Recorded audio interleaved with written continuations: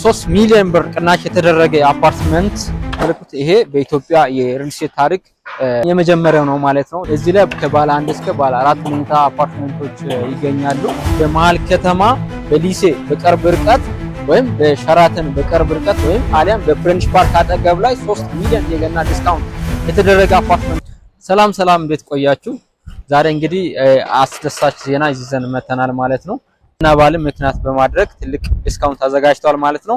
ስለዚህም ስለ ዲስካውንትም ስለ አንዳንድ የኮንስትራክሽን አፕዴቶች የምናደርሳችሁ ይሆናል። እንግዲህ ይሄ አሚባራ ሳይት የሚገኘው ፕራይም የሚባል ሎኬሽን ላይ ነው የሚገኘው። ይሄም ከወዳጅነት ፓርክ አጠገብ ወይም ከሸራተን አዲስ በቅርብ ርቀት ላይ ነው የሚገኘው። አጠቃላይ እንግዲህ ኮምፓውንዱ ወደ 35751 ካሬ ላይ ያረፈ ኮምፓውንድ አፓርትመንት ነው እያስገነባን የምንገኘው። አጠቃላይ 10 ህንጻዎች ይኖራሉ። ከነዚህ መካከል 7ቶቹ ሙሉ በሙሉ የመኖሪያ አፓርትመንቶች ናቸው። ምንም አይነት በስራቸው ኮመርሻል የሌሉ ሙሉ የመኖሪያ አፓርትመንቶች ነው እያስገነባን የምንገኘው። ከነዚህ መካከልም እነዚህ 2 ህንጻዎች ኦልሞስት ግንባታ ሂደታቸው 90% የተጠናቀቁ ሲሆን የራሳቸው የግል ካርታ የተዘጋጁ አፓርትመንቶች ናቸው። እነዚህን በ20% ቅድመ ክፍያ አዘጋጅተናል ማለት ነው። ሌላው ደግሞ በ3 አመት እናስረክባቸው አፓርትመንቶችም አሉ። እነሱ ደግሞ በኋላ ግንባታ ላይ ነው የሚገኙት። ኦልሞስት የግንባታ ሂደታቸው አሁን ላይ የፋውንዴሽን ስራ ጨርሰኝ። አብዛኛው ጊዜ ኮምፓውንድ አፓርትመንቶችን መሀል ከተማ ለማግኘት እጅግ አስቸጋሪ ነው ማለት ነው። ይሄኛው አሚባራ የሚገኘው በጣም ሴንተር የሚባል ቦታ ላይ ነው። ከግንባታ ስንጀምር የግንባታ ኳሊቲው እጅግ በጣም የሚደንቅ የግንባታ ጥበብ ነው ያለው።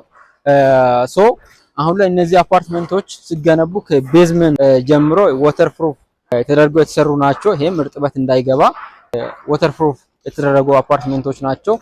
ወደ ላይ ደግሞ ከፍ ስንል ቤዝመንት ከፍታቸው ወደ 3 ሜትር ከ70 ነው። ትላልቅ መኪናዎች፣ የእሳት አደጋ መኪናዎች፣ አምቡላንሶች እስከ ግራውንድ ድረስ መግባት ይችላሉ ማለት ነው። እንደምታዩት ከፍታው ወደ 3 ሜትር ከ70 ነው። ትላልቅ መኪናዎች አክሰስ ማድረግ ይችላሉ። እንዲሁም ደግሞ የኛ ስላብ ፍላት ስላብ ነው።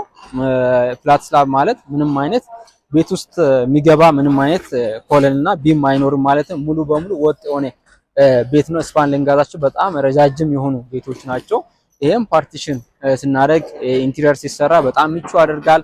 የተፈጥሮ ብርሃን እንዳገኙ ቤቶቹ ይረዳል ማለት ነው። ሌላው ደግሞ ቤቶቹ እዚህ ጋር እንደምትመለከተው ደብል ዎል ናቸው። በራሳቸው ግድግዳ አላቸው ማለት ነው። ወሎቹ ደብል ዎል ናቸው። ይሄ ከባንክ ጋር ስትበደር የራስ የግል የሆነ ግድግዳ ይኖራል ማለት ነው። ይሄም የባንክ ግምቱን ከፍ እንደሆነ ያደርጋል። የቤቱን ኮስቱን በዛ ያክል ይጨምራል ማለት ነው። እንደ አጠቃላይ አሚባራ አሁን ከባለ 1 መኝታ እስከ ባለ 4 መኝታ አፓርትመንቶች ይገኛል። እንዲሁም ፔንታውሶች ትላልቅ ካሬ ያላቸው ፔንታውሶች ይገኛሉ ማለት ነው። እነዚህን ቤቶች እንግዲህ የገና ቅናሽን አዘጋጅተናል። እነዚህ ቅናሽ ሊያገኙ የሚችሉት ቀደም ብሎ ለመጡ ደንበኞች ብቻ ነው ይሄን ቅናሽ የምናዘጋጀው ማለት ነው። እኛ በምናስቀምጠው ስልክ እኛን 24 ሰዓት በሁሉም ፕላትፎርሞች እኛን ማግኘት ትችላላችሁ ማለት ነው። እንደምትመለከቱት ግንባታው በጣም አክቲቭ የሆነ ሳይት ነው። 24 አወርስ እየሰራን ነው የምንገኘው ማለት ነው።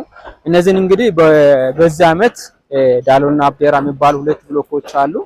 እነዚህን በዚህ አመት ሙሉ በሙሉ ሙሉ ስትራክቸር እንጨርሳለን ብለን እቅድ ይዘናል። እነዚህም ደግሞ 2ቱ እርታሌ ብሎኮችን በዚህ አመት መጨረሻ ለደንበኞች ዴሊቨሪ የምናደርገው ይሆናል። አሁን ላይ እንግዲህ የፊኒሺንግ ስራ ላይ ነው የሚገኙት። የመጨረሻው ፋይናል ስቴጅ ላይ የሚገኙ አፓርትመንቶች ናቸው ማለት ነው። እዚህ ላይ ከባለ 1 እስከ ባለ 4 መኝታ አፓርትመንቶች ይገኛሉ። እነዚህም በ20% ነው ያቀረብነው። ሌሎችን ደግሞ በ10% ቅድመ ክፍያ ጀምሮ ማግኘት ትችላላችሁ። እንደ ኮምፓውንድ ደግሞ እነዚህም ወርልድ ክላስ አሚቶች ናቸው። በኢትዮጵያ ውስጥ የመጀመሪያ የሆነ ኢንዶር አይስ ስኬቲንግ ይገኛል። የመዋኛ ጋንዳ ይኖራል። ትላልቅ 2 የመዋኛ ጋንዳዎች ይኖራሉ። ባስኬትቦል ኮርት ይኖራል። ግራውንድ ቴኒስ ይኖራል። ሌሎች መዝናኛ ስፍራዎች ይኖራሉ። እኛ አሁን እንደምትመለከተው ከ2 ህንጻ መካከል ያለ ርቀት ነው። ከእርታሌ ይሄኛው እርታሌ ኤ ይባላል። ይሄኛው ብሎክ፣ ይሄኛው ደግሞ እርታሌ ቢ የሚባል ብሎክ ነው። ከሁለቱ ርቀት የ21 ሜትር ርቀት አላቸው ማለት ነው። እንግዲህ እንደምትመለከቱት ይሄ በኢትዮጵያ የሪል ስቴት ታሪክ የመጀመሪያው ነው ማለት ነው። በለግዠር በኳሊቲም አንፃር በጣም ቆንጆ የሚባል አፓርትመንት ነው አሚባራ እያስገነባ የሚገኘው ማለት ነው። ይሄኛው በአንደኛ ፍሎር ላይ ነው። በአንደኛ ፍሎር ሁለቱም የተለያየ ህንጻዎች ሆኖ ይወጣል። ወደ ታች 3 ቤዝመንት ይኖራል፣ ኮመን ቤዝመንት ይኖራል ማለት ነው። ለእያንዳንዱ መኪና የራሱ የሆነ የግል ፓርኪንግ ይኖራቸዋል ማለት ነው። ይሄ እንግዲህ ይሄ ርቀት አይ ቲንክ እዚህ ላይ አንድ ህንጻ መገንባት የምችልበት አይነት ኤሪያ ላይ ነው።